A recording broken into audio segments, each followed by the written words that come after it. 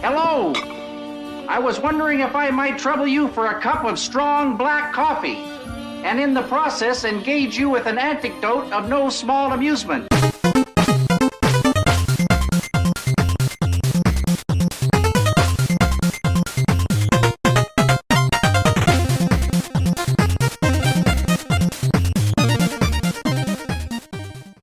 Hello, nerds, geeks, gamers, and everybody in between. I am John Wayne.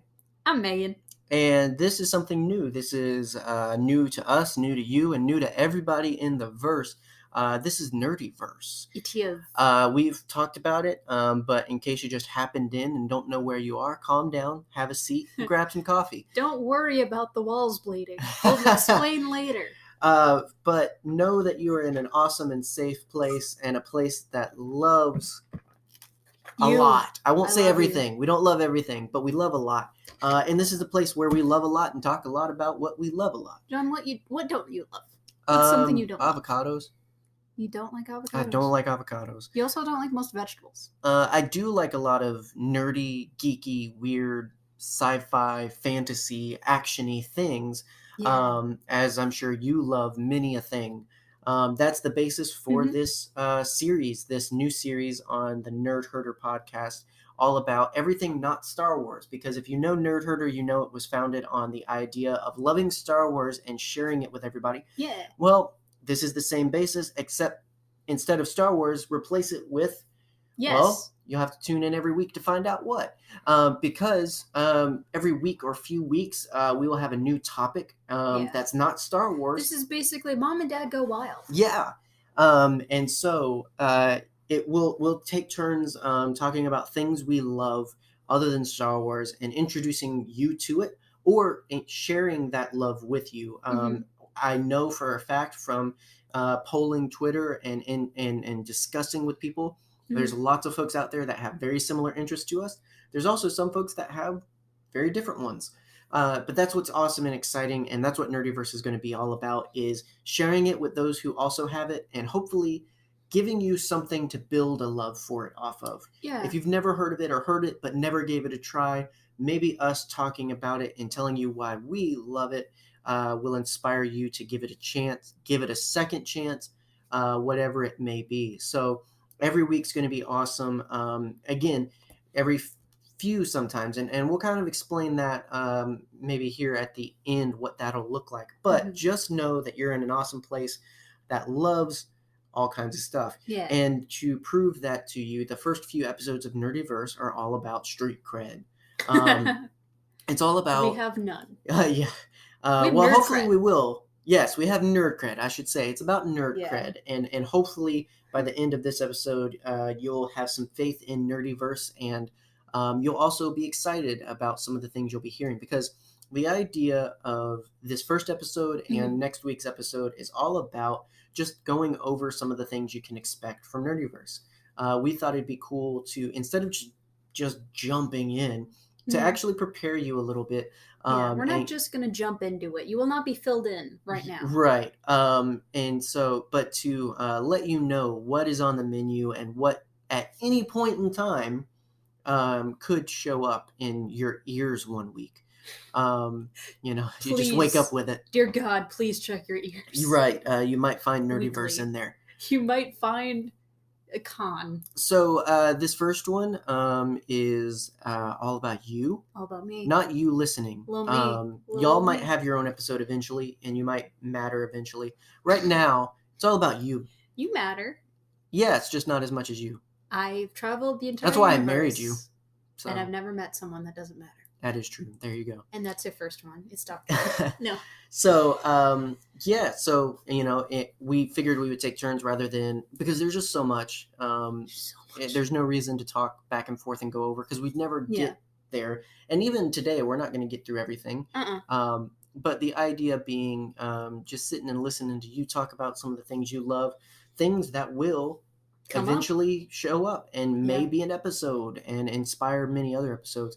And the cool thing about this is let us know what you hear in these episodes that really stick out to you and that you love as well. Some of it we'll know. Again, we've talked to some of you and know that, but if something really sticks out and you're just like, oh man, I really want you to talk about this, just let us know. Know that NerdyVerse is not its own podcast. It's under Nerd Herder. So Nerd Herder on Twitter, Instagram, Facebook is the place to hit us up and let us know what nerdiness you like and want to hear from us. But we want to kind of build into it and start off with just understanding, Moo, what things other than, I mean, this is almost baffling to some people. What other things than Star Wars do you like? And, I'm talkative, so I'll interject every now and then. I know. Oh, yeah. I've gotten used to it. We've been doing this for 2 years. Right. It's fine. And when you call me Moo, I think we need to preface, that's my initials. Yes. MEW. Yeah. Sorry. It's also been my nickname for my entire life.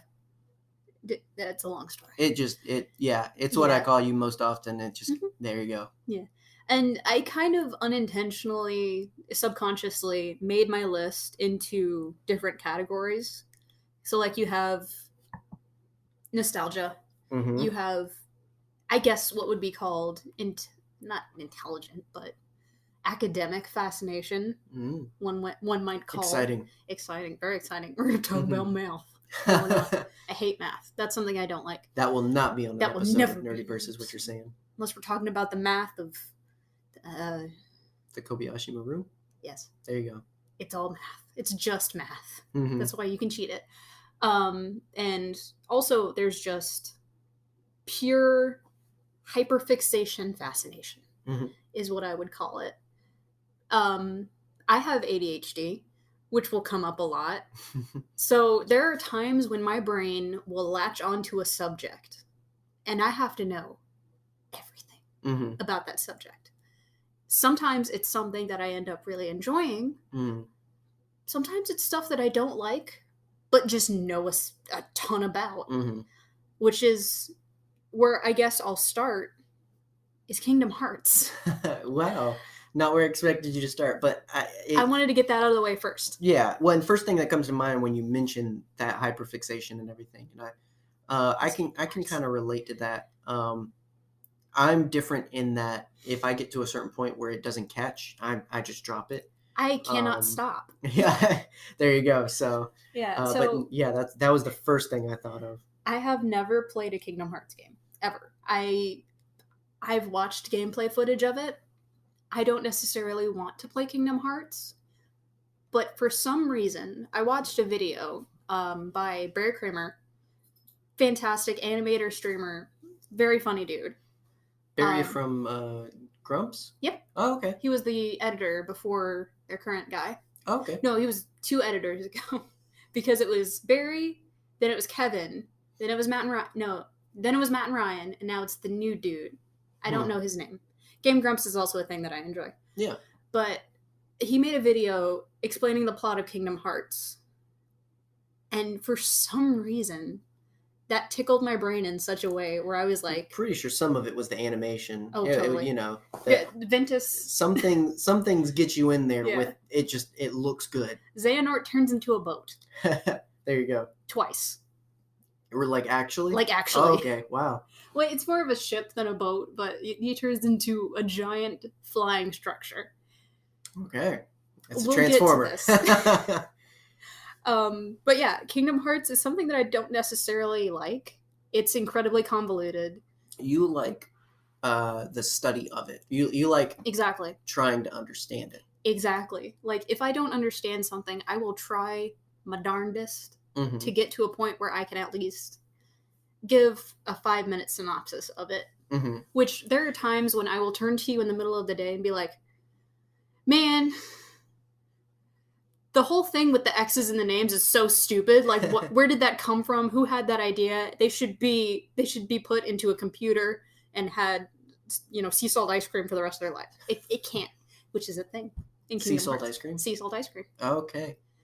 Yeah. Interesting. That's a thing. But anyway, yeah.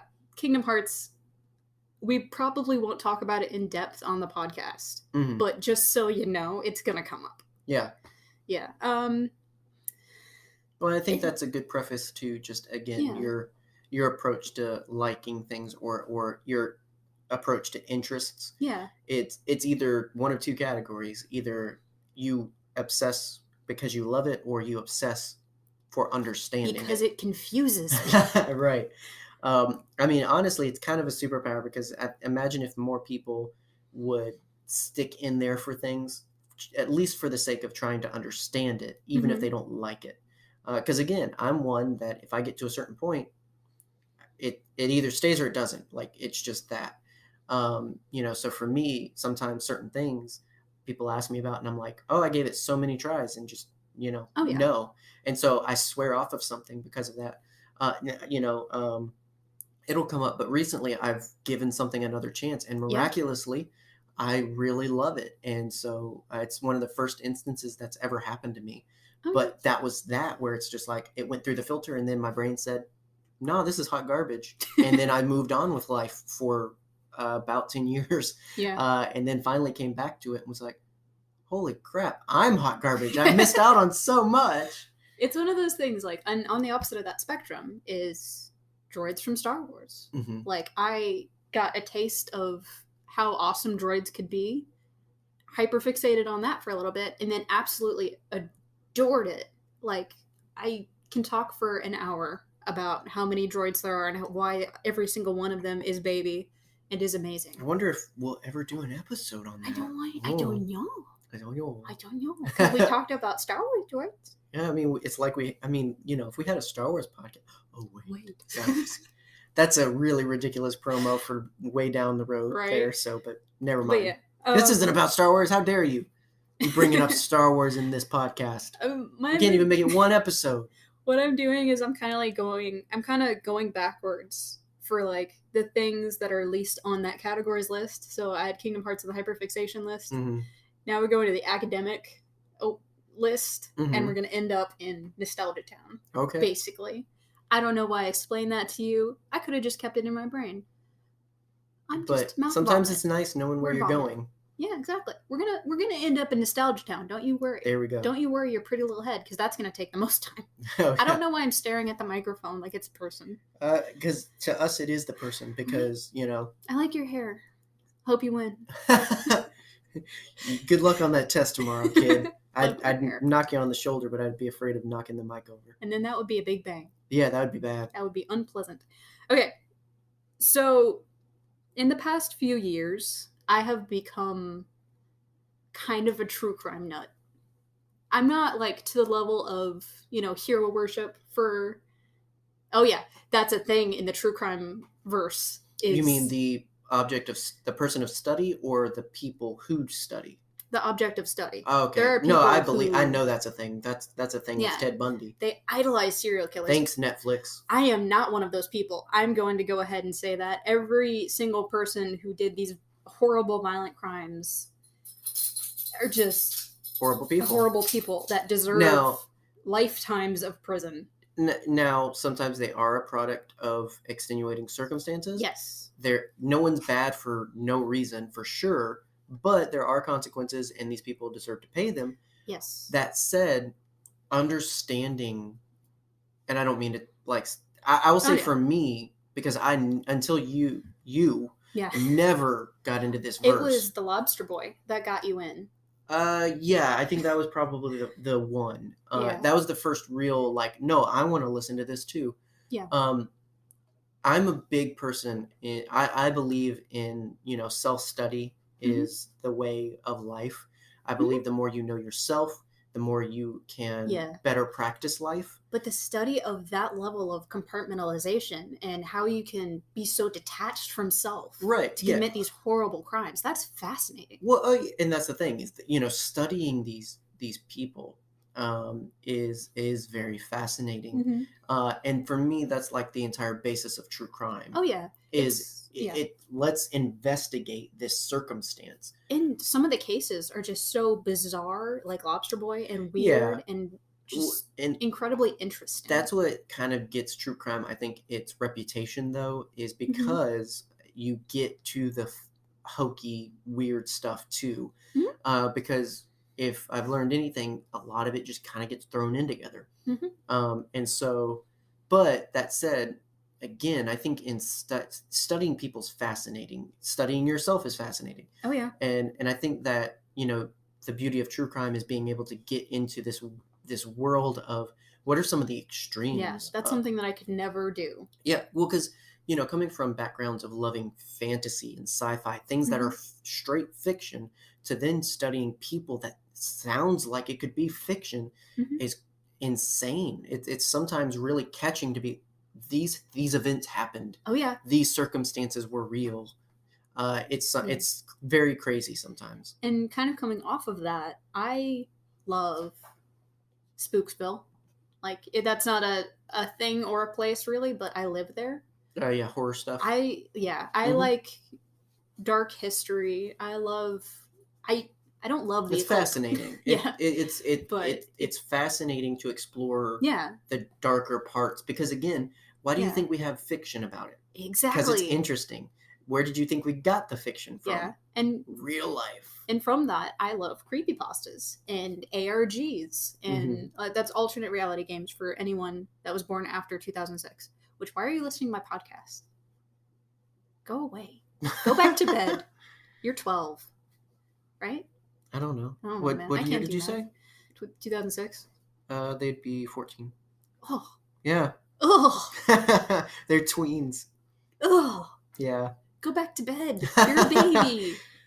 Get away from my podcast. Come back when you can vote. Yeah, that's the only criteria for being able to listen to this podcast. Can you vote? Can you vote? And will you vote, please? Yes. Please. If you can vote, you should. Please. That's all we're going to say about exactly.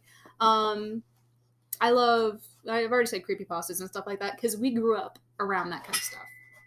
We grew up in, like, I'm not going to call it the golden age of YouTube, because I think YouTube has had a continuing golden age for many different years. Like, there are dark times. It's like Star Wars. Exactly. I mean, it's for different generations. Exactly. It just it ages accelerated. Yeah. Like, I mean, next year, some of the things that are in now will not be anymore. Yeah, I think there was a time where it was pure creativity when it came to YouTube. In most cases. Well, because it was so new, you had to have this self-inflicted need to create, because there was no one paying you to do it. There was no value to doing it. You were simply a young person with a way to record and a way to post it. Yeah. And eventually that caught fire. Exactly. There were people who took stuff like that, like, oh man, there were big companies doing it, like the 15 experience. If do yourself a favor and Google or search in YouTube the 15 experience, because that is an amazing alternate reality game. Well, it's I'll say it's a lot of what some snobs believe about the independent film industry, and that's anyone pure film, because it's so untethered from networks and obligations and all this other stuff. That was the foundation of YouTube, and that was a foundation of a lot of those creators. It was just them doing a thing, and they didn't know if they had an audience. They didn't know, but they needed to make something. They needed to create. And then you get independent creators like the Slenderverse. You had Marble Hornets. You had Everyman Hybrid. You had Tribe 12. You had so many creators who created an entire universe out of a Photoshop image and a story. Yeah, and that was simpler times. Simpler times before 4chan was. Well, I mean, you really don't even see a lot of that circulating anymore on YouTube, because it's just not what is successful. What's successful is gamers and there are still channels. Yeah, there are still people having continuing ARGs and stuff like that, but it's a lot less. Well, yeah, I mean, it's kind of created its own community where it can thrive, because again, as YouTube became a little bit more syndicated and all this other stuff, what sells are shows, nail videos, toy reviews, games, streams, all these things. That's what pushed out a lot of other things. And some of the most successful modern ARGs are playing off of that stuff. Like Dad. Yeah. Like, you haven't watched them, but I do not remember the name of the channel. But it starts off as a guy restoring a vintage car, and then it develops into an ARG, and it's absolutely breathtaking. It's fantastic. And if you are a fan of that era of YouTube, Then check out my friend Nightmind. He's not my friend, but I want to be his friend. Nick Nocturne. He's a furry. Why I'm you sorry. gotta? It's like the best. Why you gotta? It's the most interesting thing about him. He is super cool. All you know is his voice, and he has one of the best voices. I will on say YouTube. from digesting his media and Mhm. his internet presence, he is cool. He's very cool. He is. I mean that to say he's an enigma. We only know what he presents. And that's the point. Well, yeah, but he, it's one of those things. We're speaking on what we know about him. Yeah. All that just because I know that there's certain pockets of the internet that really don't like him as a person. We don't know him as a person, so we can't comment. Yeah, it's one of those things. As far as his show, it's really, one of my really favorite good. channels. Oh yeah. And then from that you got Jordan Underneath, Nick Spears. What is the other one? I don't remember the other one. But there are people who go through ARGs and explain them and talk about them and kind of just make them accessible for everybody. They're one of the only ways that they stay alive on YouTube, and that's what gets people over to the actual communities is by, I saw this ending explained video of it, and then all of a sudden I wanted to know more, so now I'm actually in the community. You'd be surprised how sometimes just having the access to it creates that. Okay, so speaking of Slender Man, I have had a lifelong fascination with cryptids and UFOs and that section of conspiracy. So real quick though, oh, what is a cryptid? Because that's not necessarily open terminology. A cryptid is, I don't know the Webster's dictionary definition, but I would say that a cryptid is a mythological creature in modern times that is undiscovered to a point. Does that make sense? I think modern mythological creature is definitely on point. To name a few. Like you would think of Sasquatch. First off, I think of Sasquatch. Well, I will say I don't think of Sasquatch. Really? I think of Bigfoot. Oh a specific gosh. Sasquatch. But if Sasquatch exists, that's just a species. Yeah. That's an animal. It's a squatch. I think if Bigfoot exists, he's sentient. I don't think he is an example of all sentient Sasquatch. I get what you mean. If that makes, you know what I mean? Yeah. I think Sasquatch are just, if they exist, they're animals. Yeah. If Bigfoot exists, he is a cryptid because I think he's a just straight mountain man. And he's dating an FBI agent. Yeah, I remember. Right? Yeah. He's the guy in those beef jerky commercials, He is. And that purple commercials now, too. Really? Yeah. Interesting. Geico had cavemen at one point, right? Did. Okay. Oh, man. They look similar. Early 2000s. Yeah. Jeez Louise. I haven't thought about the Geico caveman. Kevin Peter Hall, who is famous for playing the Predator in the original 2 films, is he a caveman? Played Harry from Harry and the Hendersons. Oh! My gosh. Basically, I don't think they ever say he's a Sasquatch, but basically he's a Sasquatch. He's a Bigfoot. So yeah, he played Harry. Yeah, you'd think of the Bigfoot, the Sasquatch. You'd think of the Chupacabra. The Jersey Devil, Mothman. Jersey Devil. Oh, we're gonna talk about Mothman. You would think of to a point. I think aliens fall into that category because aliens are a specific type of cryptid, but in and of themselves, they're modern myth. Yeah. I love trash TV. It's a point of contention in my life. I know that I should not watch Ancient Aliens. But for Pete's sake. Did we mention the Goat Man? We did not mention Goat Man. The Goat Man. This is my bridge now. The Wendigo. The Wendigo. There's actually... The Yowie Yahoo. I need to find... There's actually a really good resource of several... There's a cryptid per state. Yeah.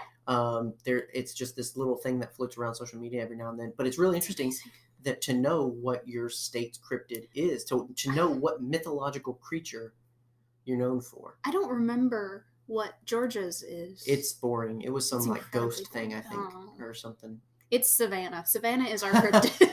No, Paula oh Deen. no, it wasn't even a real cryptid. It was actually from our hometown. It was the pole, death pole. You touch it, you die. And that's another thing that's been removed. Yeah. So yeah, a car hit it, and the person in the car died. I think. I don't think so. I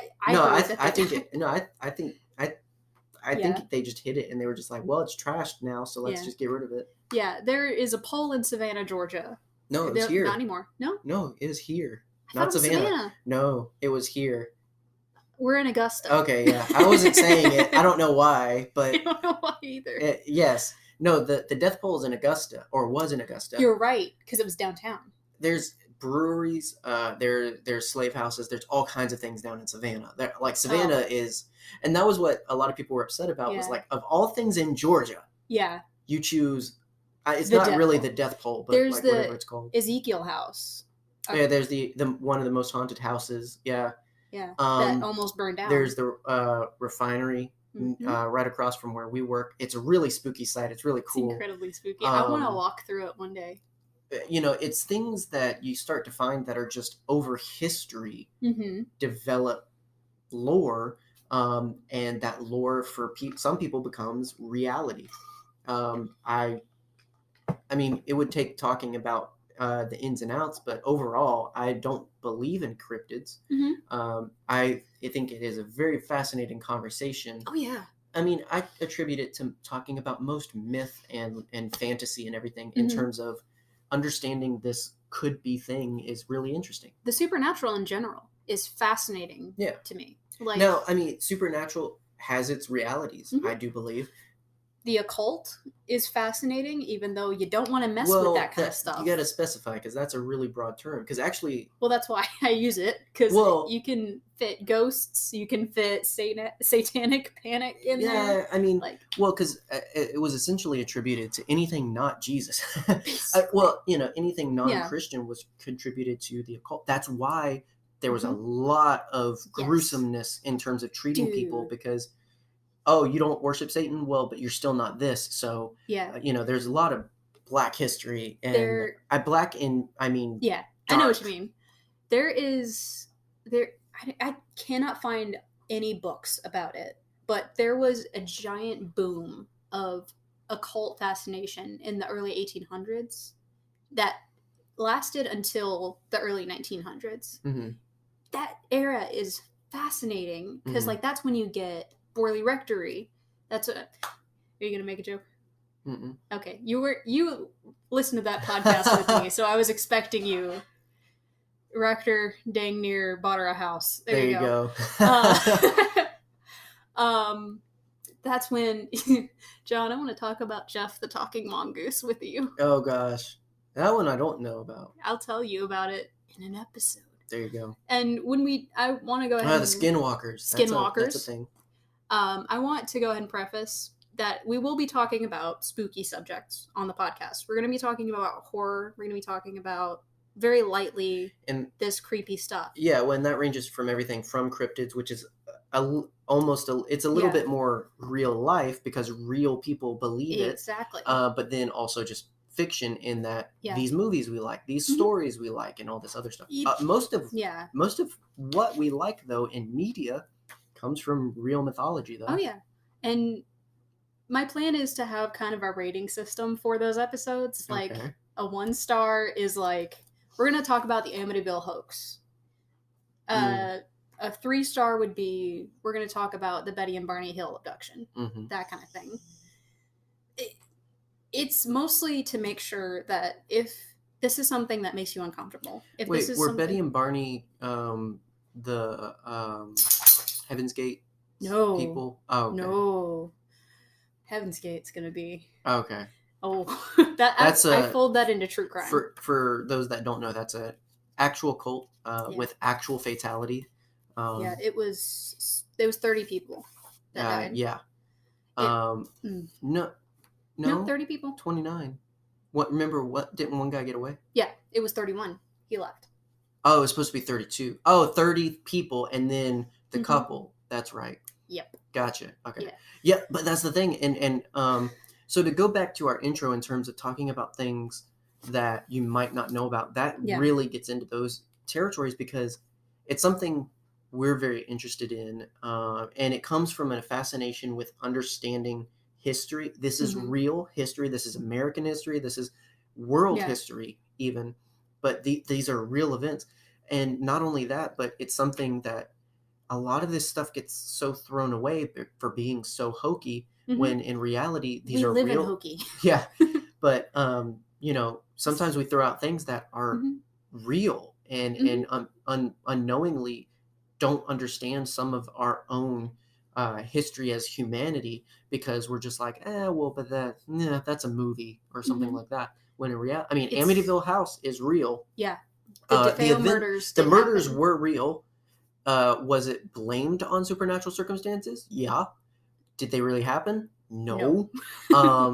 It was an attempt, I think, and it's largely thought, to get out of it. Well, they won't punish us that bad if they think we're crazy. And here's something that we have to put on our supernatural episodes. This is the disclaimer song. We are at best skeptics when it comes to the supernatural. Like, so if you're following us to be like, oh man, they believe. No, I am an open-minded person when it comes to this kind of stuff. I do not jump in with both feet, though. Like, well, as anyone should, being cautious with those sorts of things.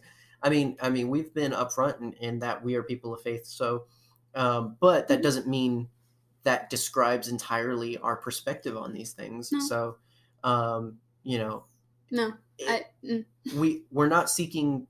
And before, just because we kind of been talking about it for a little while, don't think that, oh my gosh, NerdyVerse is going to be weird. It's going to be dark. No. This is not all of what it's going to be. And I know you're going to get there with yours, obviously, next week. Well, there's going to be a lot, because we like a lot and we're complex people. And so don't be afraid if something's not necessarily up your alley. But you can definitely skip any episode of this podcast. Yeah. We don't care. But again, our hope with covering such a wide swath is that anybody can find something they're interested in.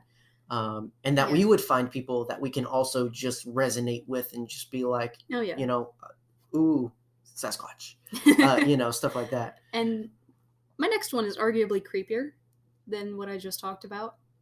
Right. Okay. So now after I caution the people of, don't worry, it's not going to be that creepy, then you're just doubling down on your creep. It'll be creepy to some people, but most people will understand where I'm coming from. Okay.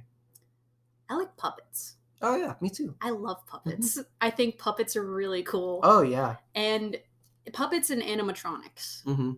I love the old documentaries from Disney talking about how they made and programmed the animatronics on the rides. That's my favorite part of Disney. Is rides. The robots. Exactly. Is the rides and the experiences with puppets. My favorite place in the entire park is the Tiki Room, because I love to watch the little animatronic birds.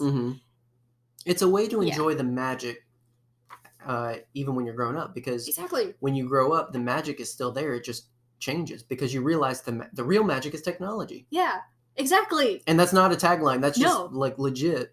It's the very definition of the carousel of progress. Well, I would attribute it to like your approach with it, in that, you're not unfascinated and you're not against it when you learn, it's just a guy, it's just a movie, it's not real. No. If anything, it's more interesting because now you know how to get into it. Exactly. With technology, when you realize, Mickey's just a person in a suit, or that the Navi's not real, but then you get to be like, but then how do they do it? Yes. And then you get to discover this whole new world of awesomeness. Yeah, I think a whole new world. That was an unintentional pun there. Yeah, sure. I think I've told the story on the NerdyVerse podcast before, but when it's come up. Yeah. When I was 7 years old, my older brother... When I was a young warthog. When I was a young warthog. Yeah. My brother... Can you tell that Disney's going to be on NerdyVerse eventually? Oh, it's going to be. My brother, Justin, who, if you're not listening to this podcast, you're in trouble. He showed me the movie It. It was the 1983 version, obviously, because it's 1990. You're right. 1990. It's 1990. I thought of it as 1983 for so long. I'm double checking to make sure, but I'm pretty sure it's either 1989 or 1990. Anyway, he showed me that movie at 7. I was traumatized, but the way that he kind of 1990. Yep. There you go. It's just such a solid number. I remember it very well. 1990 is going to be very important to this podcast. So the way that he kind of got me out of my fear was he paused the movie and said, "That's Tim Curry. You shouldn't be afraid of Tim Curry because he's this person. Mm-hmm. He's the butler in Clue, which is a fantastic movie. He's Dr. Frankenfurter. He's the hotel manager from Home Alone 2. I thought you were going to say, it's not a hotel. I was thinking Clue. Sorry. Yeah. The butler. The butler. Did you already say that? Yeah. Oh, okay. He's all of these characters. He's just an actor. They put makeup on him. And that's how they made him. He's such a crazy, awesome person, though. He really is. Just in you listing his career, it's just such a... That's not even half of his career. Oh, no, it's not even a 10th of his career. He is a fantastic actor. He's a great person, and he's still doing things for fans. Some people feel some type of way about it, but even with his health declined, he still does things for fans and everything. Yeah. It's still very clear that he enjoys... It's awesome. He enjoys people that enjoy his work. I mean, and that's great. But yeah, it was the making of that made me fascinated with horror. It was the behind the scenes of it's just a person. Mm-hmm. It's a scary situation, but it's just a movie. Right. There are still movies, however. Oh, I mean, you can still be scared and knowing it's not real. Dude, a good horror movie can still do that. The first time I watched Hereditary, I kept pausing it because I couldn't handle what was going on in the movie. Oh, yeah. Speaking of cults. And that's another thing that's going to come up on the podcast. We're steering gently into nostalgia. There you go. Is horror. Yeah. We both love horror movies. If you can't tell, so not only real horror grounded in true crime and cryptids, but also horror movies and stories that are arguably inspired by, cryptids and myth and whatnot. Scary stories told since the beginning of time.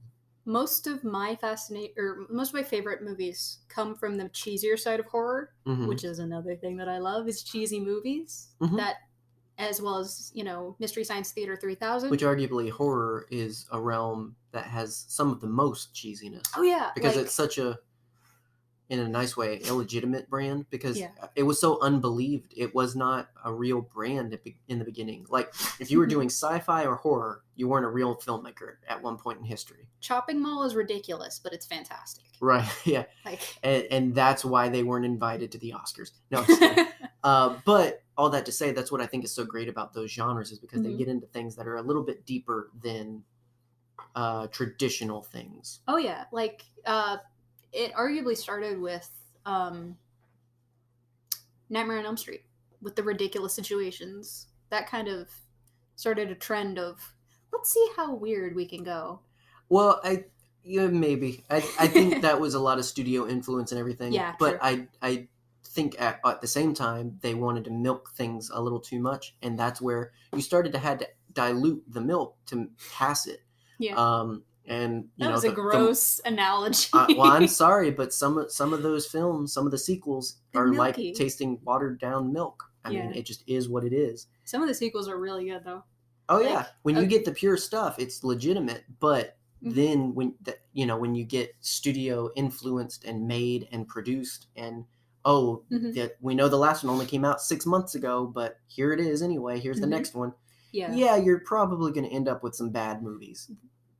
There is a genre of scary movie that we love, though, which is bonkers, but plausible, I think. Okay. Like, Bride of Chucky is a good movie. I don't care what anyone says. Oh, it's a very good movie. Bride of Chucky is good. Like one of the better sequels. I agree. I don't like Child's Play 3. I don't like Seed of Chucky. I like Child's Play 3. I think it gets a lot of unjust... That's one, though. It came out too soon, too quickly. Yeah. It had a lot going on. It was 6 months after the first film that they started. A little bit longer, but yeah, it Yeah. was too soon to do another film. Yeah. And it suffered for that. Seed of Chucky is the only one legitimately I'll give anyone criticism of. Like, that's just not a great... we love Billy Boyd. We love Don Mancini. There's a lot. We love the people involved. It's still a fun movie, but it's just, it does not live up to the brand. No. I love Jennifer Tilly playing herself, though. Oh, yeah, it's hilarious. It's so fantastic. meta, too. That's the thing, is it just starts to get into horror meta, which is just the line of not interesting. She had the voice of an angel was Right. very good. I will say, like,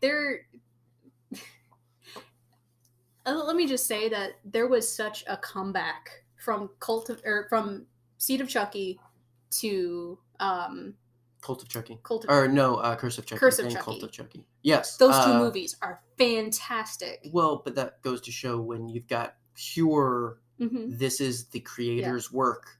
You know, he was involved with everything. He was involved with Seed of Chucky, but it was popular Chucky. It was what was popular about Child's Play, not necessarily what was Child's Play. Exactly. And that, like, I mean, for anyone listening that would be more of a Star Wars fan, just replace it with, it was what people liked about Star Wars, not necessarily what was Star Wars. Because people like the lightsaber. I mean, you know, a lot of the criticism towards the High Republic era is, they don't look like Jedi. They don't look like heroes. She doesn't look buxom enough, or boxom, or however you pronounce it.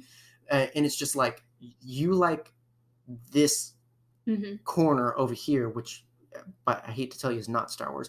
But you're trying to label it as Star Wars, and that's your problem with it. You know, that's what people want. Now, I think what's really pure Star Wars, though, is what they are doing with the High Republic. So if that didn't make sense, there's people, there's fans out there that are criticizing what's coming out as not being real Star Wars, when in fact, I think it's truer than what they think Star Wars is. Yeah. If that makes sense. And to go back to Child's Play, I'm going to go ahead and tell you what kind of horror fans we are. I liked the most recent Child's Play. The reboot, remake thing. Yeah. It could have fit as another horror film that they just slapped the Chucky name on. But as a movie, it was very fun. It was a good movie. I mean, it's the same thing of it. If you suspend your opinion that it's going to be a complete reboot or remake of the original, and there are some... You can have a good time. Yeah. We are fans of remakes in some instances, like the Evil Dead remake. Fantastic. I love that movie. Yeah, but it's stuff you don't get to love if you don't give it a chance, though. Exactly. Which is typically a problem. You should definitely watch the Evil Dead remake, if just for the fact that Bruce Campbell was involved. And kind of coming off of the horror conversation, my favorite television show is Twin Peaks. It's not horror, it's a thriller, but I'm going to say that there are horror I wouldn't even know elements. What to describe it as, though. David Lynch. Yep. Well, that's why I don't know what to describe it as, because David Lynch is just so bonkers. You can expect me to talk about Twin Peaks at length. And I will, because it is... The first season of Twin Peaks, I'm going to say, is perfect television for me. Like, I am not a person who enjoys TV very much. I think that there are too many TV shows out there. But Twin Peaks is... It was like the first time I watched it, it's one of those shows where you sit down and you think, oh, this was made for me. This is how this is my show. This is my show. And then with the return of Twin Peaks Season 3, that even more solidified for me. It's Laura Dern. It's Kyle MacLachlan. It's Bobby. He's back. I love him so much. You hate Bobby. I just don't think well, you're not supposed to like him. At and first, then you're supposed to like him, apparently. He redeemed himself, all right? I didn't see it. He did not earn his redemption, in my opinion. All right. It's someone doing a very bad impression of David Bowie at one point. I thought it was actually pretty good. It was good. It was a good impression of... An impression, basically. Well, I mean, it's not David Bowie. No, it's... Exactly. If you didn't know that David Bowie shows up in the Twin Peaks universe, then educate yourself. He was supposed to appear much more. Mm-hmm. He was on the casting call. Yeah. Before he passed away. Mm-hmm. It's very unfortunate. It was bad. It was tragic. Yeah. And I would have loved to see more of Philip Jeffries. There's Kiefer Sutherland. Character. Yeah. And yeah, he's in Fire Walk with Me. Oh, okay. Yeah. Sorry. And I'm including all of Twin Peaks. That is the show, the movie, the books, everything.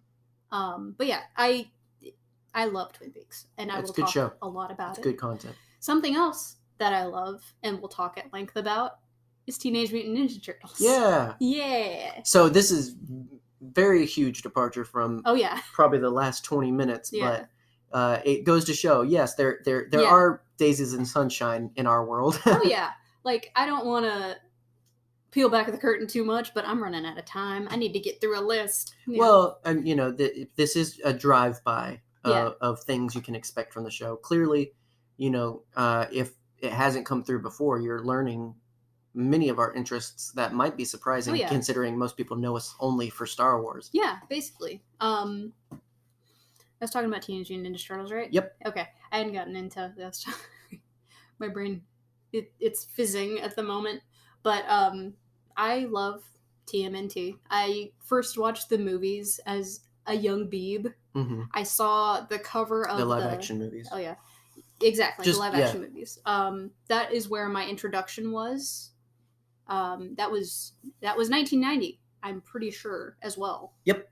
The first one was 1990. Yeah, and then from there, watching TMNT 2, watching the Samurai I have to one. Criticize you for always saying TMNT. Okay, yeah, there is an animated movie called TMNT. Which is based in this universe. It's fantastic. I love that movie. It is the only true third film in this universe, in my opinion. I'm sorry. Opinion. You didn't like the Samurai one? I didn't like the Turtles in Time, and I did not like the one with the chick, the female turtle. I don't want to talk about that one. I only know about that one because they did a crossover episode with Power Rangers. Yeah, they did do that. And that's when I learned, wait, there's 5 of them? Yeah. But that was also, Saban had some rights with Turtles at that point, so that's why that happened. So, and the 2003 series is arguably TMNT. That, to me, is TMNT. Yeah, Teenage Mutant Ninja Turtles. You really like the 2003 series? Yes, the 2003 series is the reason I love TMNT.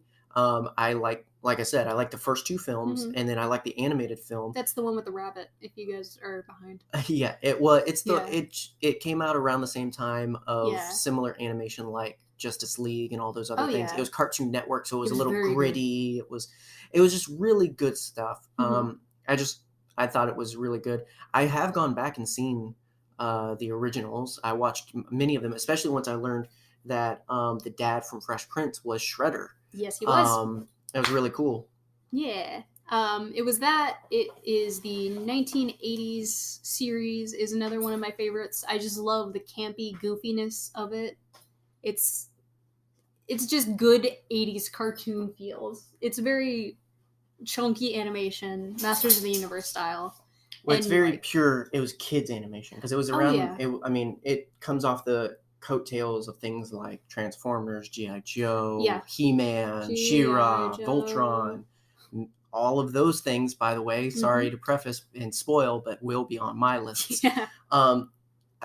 It was definitely, having seen the 2003 series first, it was really interesting to go to a very kiddie version. Oh yes, it's very subdued.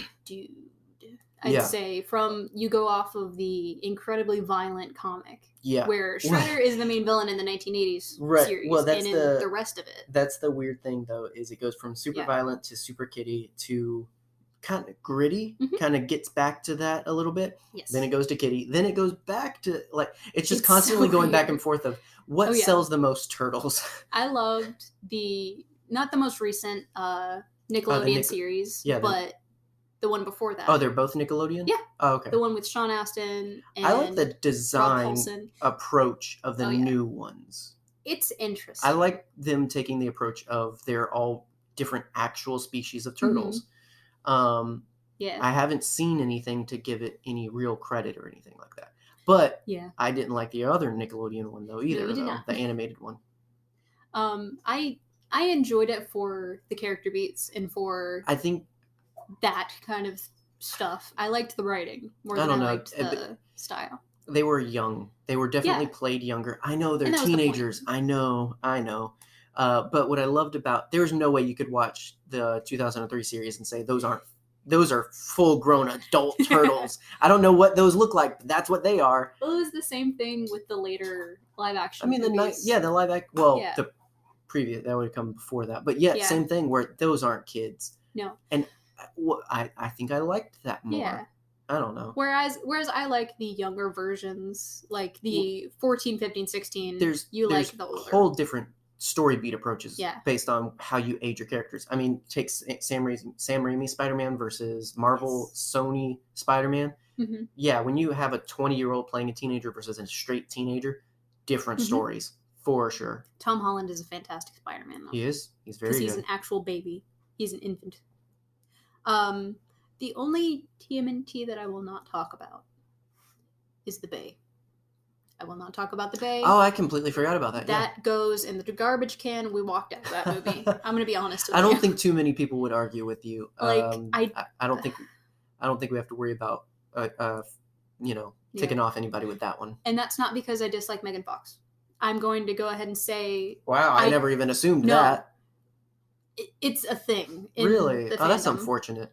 I don't dislike Megan Fox. She's a better person than some people give her credit for, especially now that she's grown up a little bit. She was so mischaracterized in a lot of media.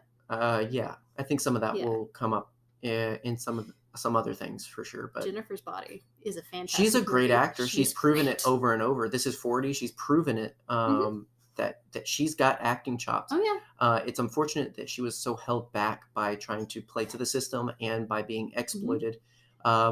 And I'm not insinuating anything outrageous with that. I just mean that it's been confirmed.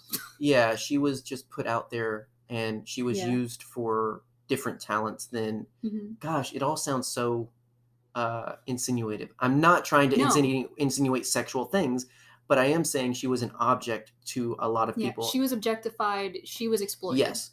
And if you disagree with that, then do your research. Yeah. I mean, you can have your opinions on it, but all signs point to she was set back in her career and in a lot of choices because she had to be popular and on demand and all this other stuff. And so unfortunate what happens to women in the entertainment industry and film and acting and all this, that you can't just be appreciated for talent, that you have to look a certain way and you have to be this sex symbol and all this other stuff. And just so unfortunate. Yeah. And off that very heavy subject matter. Right. I'm going to go to... Finish this off something strong. Okay. Something that I will probably talk a lot about is Nintendo. There we go. I was going to say, if you didn't bring that up, I was going to be... It was going to be the first thing, but I wanted to do like a tier list of this is the least, this is the most. Yeah, I'll say it's more interesting that you started with something probably a lot of our listeners would have never expected. Oh, yeah. And how the journey has come more towards the light of, okay, here's the goofy, here's the fun stuff. Here's the rest of my personality. Right.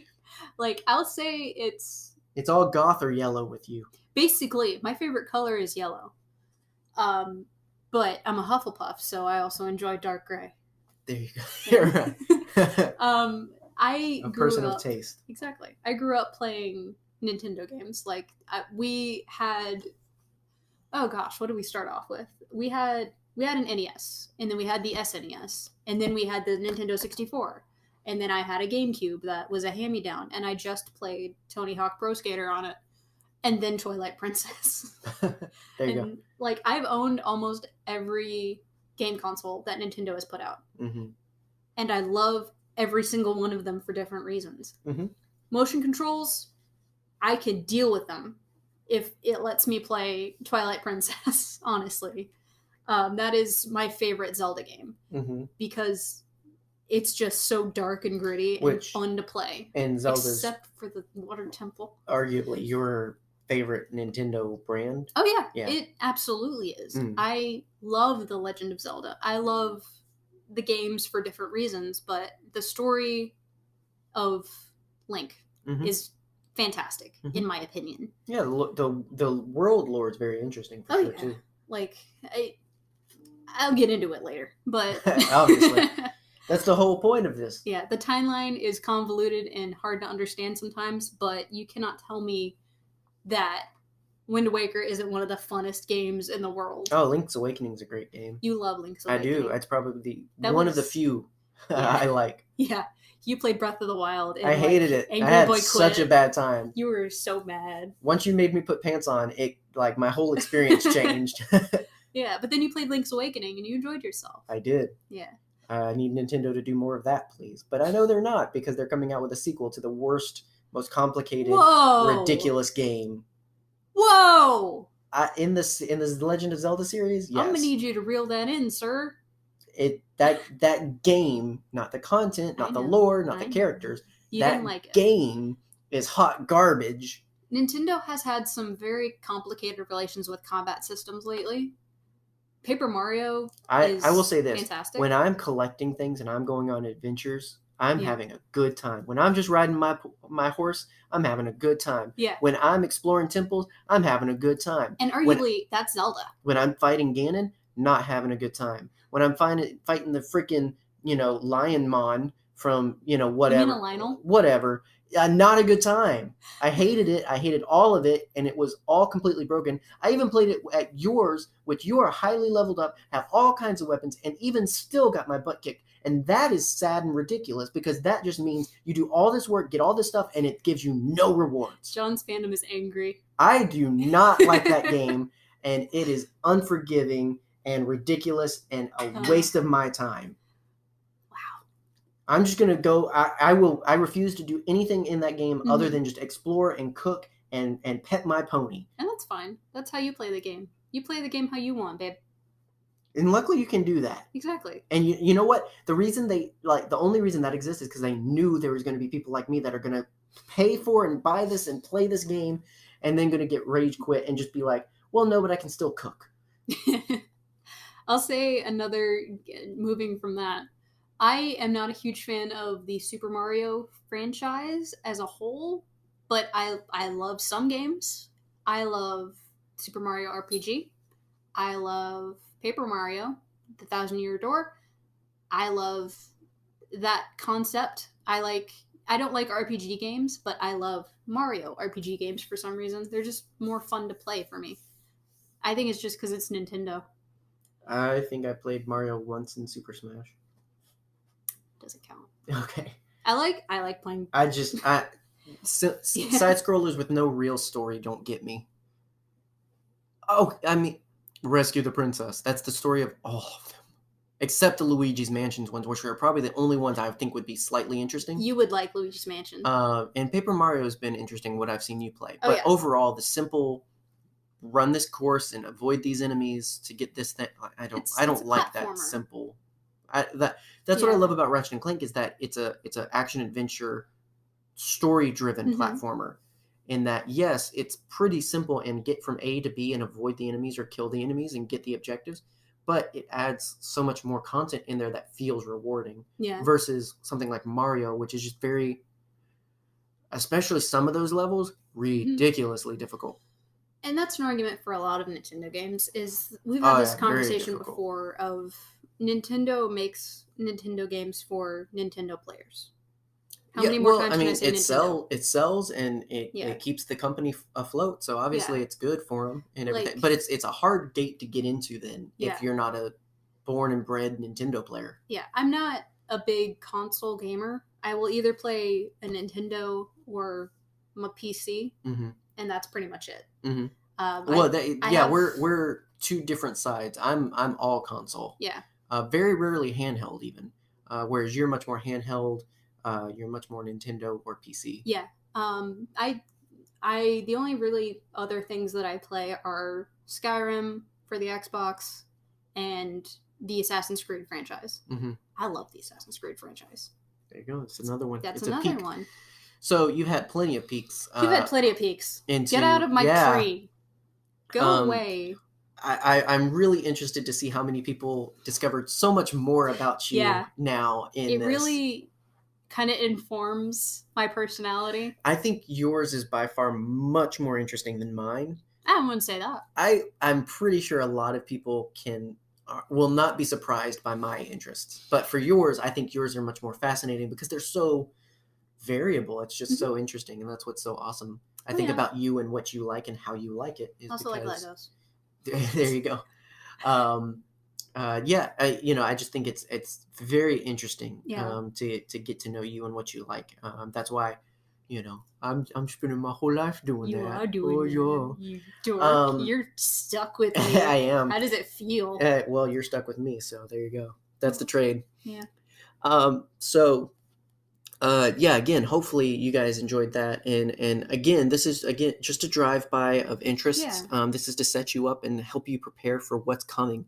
So to give you an idea, to brace yourself for the craziness and nerddom that's going to explode in your ears very, very soon. Should I say what my first takeover episode's going to be? No, we will announce that next week at the end of my episode. Next week, I'm kind of going to run down some things I like. Some won't be a surprise, like I said. Some might be a surprise, but will make sense. I think overall, mine's a lot less interesting than yours. But if you're interested in hearing more about some of the other things you can see from NerdyVerse soon, then there you go. There's that. So tune in this time next week for my list of things. But then following that is our first real official episode of NerdyVerse, diving into something we love that's not Star Wars. And we'll let you know what that is next week. We know. We do know. We do know. But we wanted to kind of be a surprise. So we're going to keep it to ourselves until the week before every new series.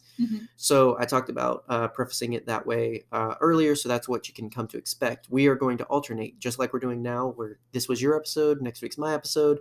After that, it's your episode. So you already know the first real episode is led by Megan. And then after that, I take the lead and talk about something I love. Some are going to be single episodes, like yours is a single episode. Mine's not. So it'll decide the content for the next couple of weeks and everything. But we're going to just go back and forth. So you'll hear something I like, something you like, something I like, something you like. And then somewhere in there, we're hoping eventually to add in you guys, fan picks, telling us what to talk about. That'll be exciting and interesting. So we are excited for the future of NerdyVerse. Hope you are as well. And we will be back next week again to run down even more things we love that's not Star Wars. In the meantime, if you haven't already, let us know some of those things that you love. You can let us know on Twitter, Instagram, and Facebook. Thank you as always to our Patreons, the patrons of Nerd Herder. We're thankful for the Nerd Herder podcast and brand that we've been able to build over 2 years, and even more thankful that now we're to a point that we have so many awesome people that we can talk about even more stuff, not just Star Wars. So thank you to Jim, Doug, and Rebecca for your support and work in helping us do what we do. We appreciate you guys. You can check out our Patreon if you're interested, if you want to throw some money at us and support what we do.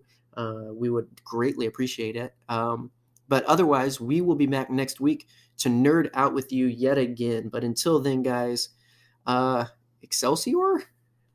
Wait a minute. This is, excuse me, a damn fine cup of coffee.